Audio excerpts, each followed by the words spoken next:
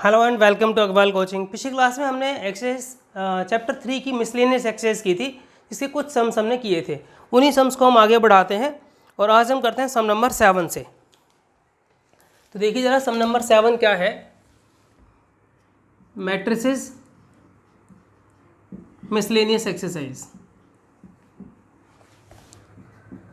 सम number 7 है 1 2 1, एक matrix दिया हुआ है, फिर एक और मैट्रिक्स दिया हुआ है 1 2 0 2 0 1 एंड 1 0 2।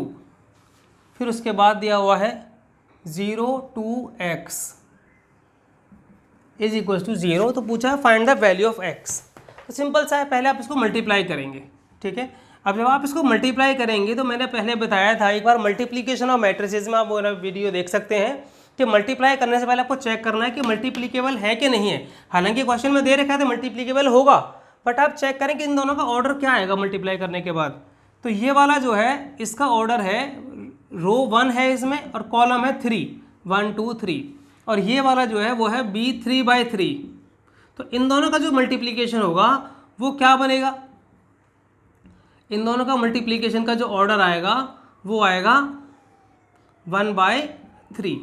यहाँ से number of columns number of rose equal है, ये पहली कंडीशन थी। और जो आंसर जो आता है रिजल्टेंट, उसमें यहाँ से कॉलम और यहाँ से रो आते हैं। इसके अलावा अब हम इन दोनों को मल्टीप्लाई करते हैं, 1 रो बट 3 कॉलम्स। तो first row multiply by first column, तो 1 इंटू 1, 2 इंटू 2 और 1 इंटू 1, ये हुआ आपका पहला element. First row with second column 1 into 2, 2 into 0 and 1 into 0।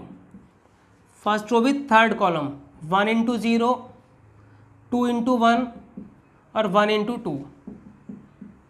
फिर आपने मल्टीप्लाई करना है 0 2 और x के, और ये इक्वल है किसके, 0 के।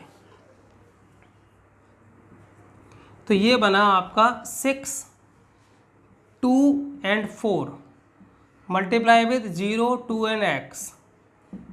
अगर आप इनका मल्टीप्लाई करते हैं तो first row with first column एक ही एलिमेंट आएगा, 6 इंटू 0 0 हो गया, 2 इंटू 2 4 हो गया, और 4 इंटू एक्स 4x हो गया, इक्वल्स टू 0।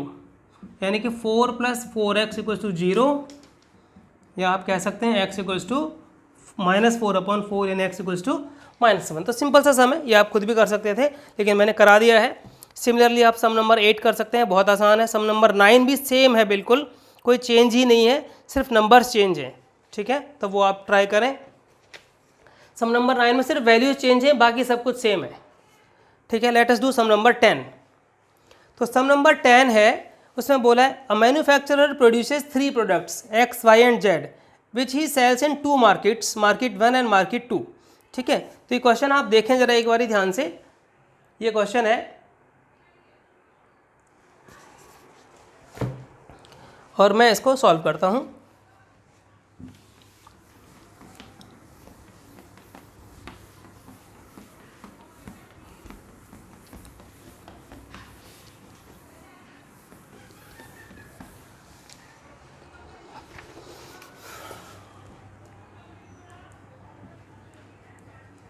मार्केट 1 2 और यहाँ प्रोडक्ट्स 10,000 2,000 18,000 6,000 20,000 एंड दिस इज 8,000। मैंने इनका एक वो बना लिया, मैट्रिक्स बना लिया, ठीक है। और ये इनके प्रोडक्ट्स थे, ये x, ये y और ये z। और फिर उसके बाद बोला है कि उनकी जो सेल प्राइस है एक्स वाई जेड की वो है 2.50 1.50 एंड 1.0। तो उसका पूछा है टोटल रेवेन्यू कितना आएगा। तो उसके लिए हम क्या करेंगे, यहाँ हमने लिखी प्राइस, ठीक है, 2.50 1.50 एंड 1.00, ये इनकी सेलिंग प्राइसेस हैं। तो अगर मैं इनका मल्टीप्लाई करूँगा तो मुझे क्या मिलेगा, टोटल रेवेन्यू। ये इसका पहला पार्ट है, बहुत सिंपल सा है भाई। जितने प्रोडक्ट्स हैं और किस रेट पर बिक रहे हैं, अगर आप मल्टीप्लाई करोगे तो आपको क्या मिलेगा, टोटल पैसे मिल जाएंगे। कितने पैसे मिल रहे हैं आपको, ये फर्स्ट मार्केट और ये second market. First row with first column, 10,000 multiply by 2.5 तो वो हो जाएगा 25,000। आगे बढ़े हम रो में, कॉलम में नीचे आए, 2,000 multiply by 1.5 that will be 3,000, 18,000 multiply by 1 that will be 18,000। ठीक है, 6,000 सेकेंड मार्केट के लिए, 6,000 into 2.5 that will be 15,000, 20,000 into 1.5 that will be 30,000 and 8,000 multiply 1 by 8,000। तो ये आपको रेवेन्यू मिल गया 25,000 plus 3,000 28,000 plus 18,000 that will be 46,000, 15,000 plus 30,000 45,000 plus 8,000 53,000। ये आपका आ गया टोटल रेवेन्यू। ठीक है, फिर इसमें पूछा है कि अगर उनकी जो ये तो सेल प्राइस थी तो इतना पैसे उनको मिल रहे हैं दोनों मार्केट से माल बेचने पर। फिर उसके बाद बोला है कि अगर उनकी जो कॉस्ट है वो 2 रुपये 1 रुपये और 50 पैसे होती तो उनका ग्रॉस प्रॉफिट कितना होता। तो हम सेकंड केस में हम क्या करेंगे, ये आप नोट कर लें। ठीक है, सेकंड केस में हम क्या करेंगे कि हम यहाँ निकालेंगे कॉस्ट। अब तो कॉस्ट निकालने के लिए आप क्या करेंगे, फिर से आप ये लिखेंगे फर्स्ट मार्केट सेकंड मार्केट। ठीक है, 10,000 2,000 18,000, ठीक है, 6,000 20,000 8,000 और जो कॉस्ट प्राइस है वो दे रखी है 2 रुपीज़ 1.5 1 रुपीज़ एंड 0.50 पैसा मीन्स 50 रुपीज़। ठीक है, इन दोनों का मल्टीप्लाई करेंगे तो मुझे क्या मिलेगा, मुझे मिलेगी cost first row multiply by first column. तो मैं डायरेक्टली मल्टीप्लाई कर रहा हूँ जगह कम होने की वजह से। 10,000 इंटू 2 20,000 हो गया, 20,000 प्लस 2,000 20,000 प्लस 2,000 22,000, 18,000 को 0.5 से मल्टीप्लाई करेंगे तो 9,000 आएगा। तो 22,000 तो पहले हो गया और 9,000 और, तो टोटल हुआ 31,000। ठीक है, 6,000 इंटू 2 यानी कि 12,000 प्लस 1 इंटू 20,000 32,000 प्लस इसका आएगा 4,000 तो दैट विल बी 36,000। तो ये तो हुआ था टोटल रिवेन्यू और ये हुई थी आपकी टोटल कॉस्ट। अब आपको निकालना है प्रॉफिट। ठीक है, तो प्रॉफिट हो जाएगा रिवेन्यू माइनस कॉस्ट। रिवेन्यू कितनी है 46,000 एंड 53,000 माइनस कॉस्ट कितनी है 31,000 एंड 36,000।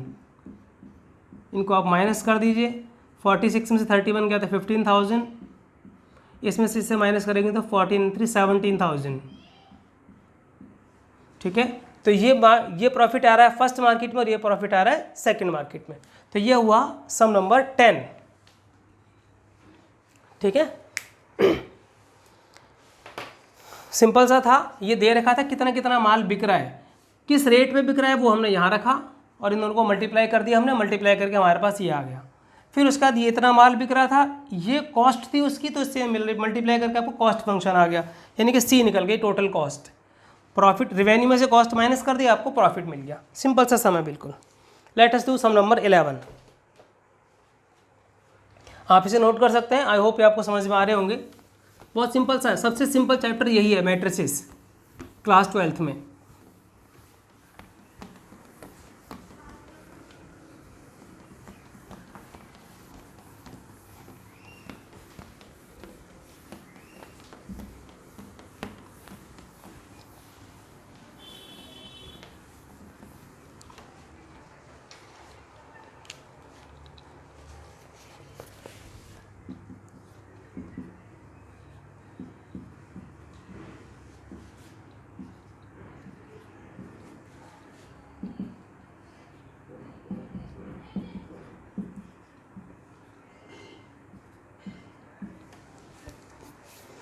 बोला है यहाँ पर क्या मैट्रिक्स आएगा, तो आप पहले देखो, मान लीजिए ये कोई ए मैट्रिक्स है, ये बी मैट्रिक्स है और इसका ऑर्डर है 2/3 और ये इसका आंसर है ए बी मैट्रिक्स, इसका ऑर्डर भी 2/3 है।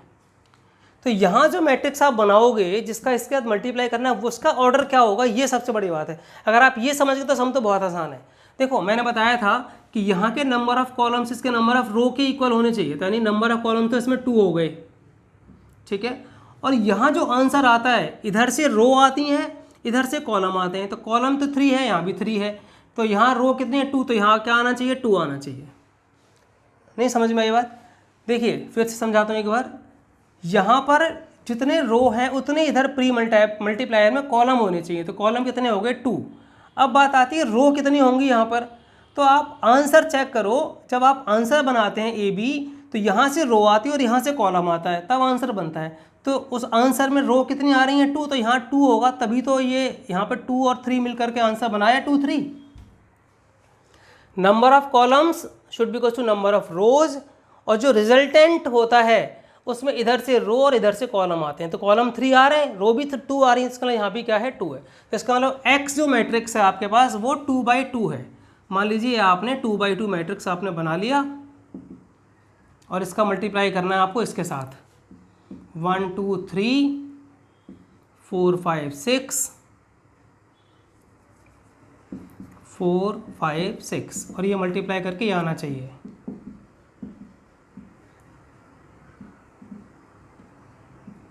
2 4 6। आप इनका मल्टीप्लाई कर लीजिए। First row with first column, तो a into 1 plus 4b। First row with second column 2a plus 5b। First row with third column 3a plus 6b।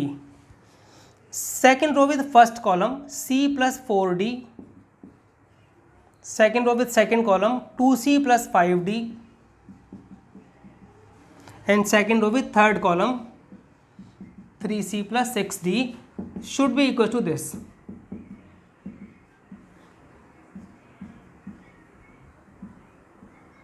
अब आप इनको कंपेयर कर दीजिए, ठीक है। ये दो इक्वेशंस आप इनके साथ कंपेयर कर दीजिए, तो आपको क्या मिलेगा, a plus 4b equals to -7 and 2a plus 5b equals to -8। इन दोनों इक्वेशन को सॉल्व करें by elimination method, you will get the value of a and b, ठीक है। फिर उसके बाद इन दोनों को c plus 4d equals to 2 और 2c plus 5d equals to 4।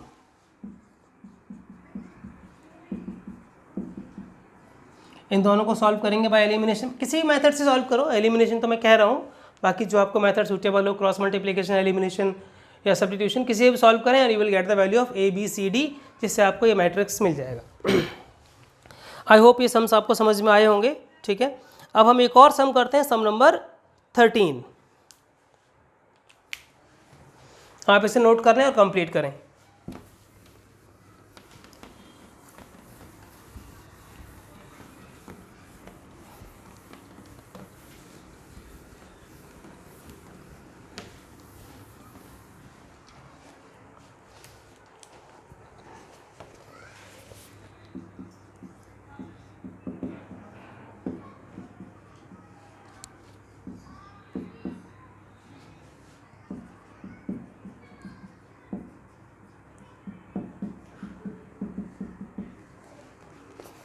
ये गिवन है कि a स्क्वायर इक्वल्स टू आई, तो a स्क्वायर निकाल लेते हैं हम।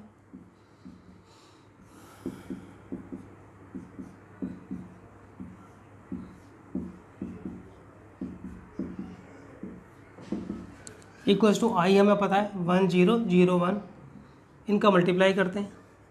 First row with first column alpha square plus beta gamma. First row with second column alpha beta minus alpha beta.